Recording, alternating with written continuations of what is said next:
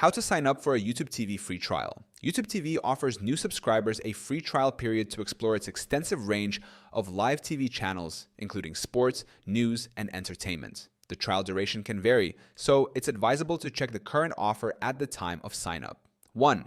Visit the YouTube TV website. Navigate to the official YouTube TV website. 2. Click on Try It Free. On the homepage, locate and select the Try It Free button to initiate the sign up process. 3.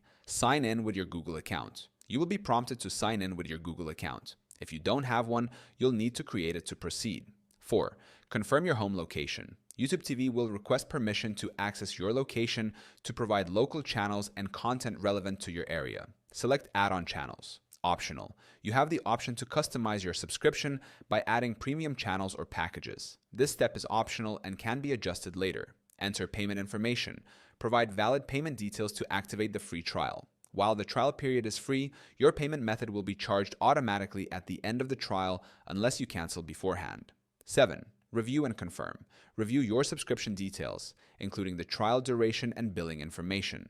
Confirm to finalize the sign-up process. Once these steps are completed, you can start streaming live TV and on-demand content immediately. Remember to note the trial's expiration date.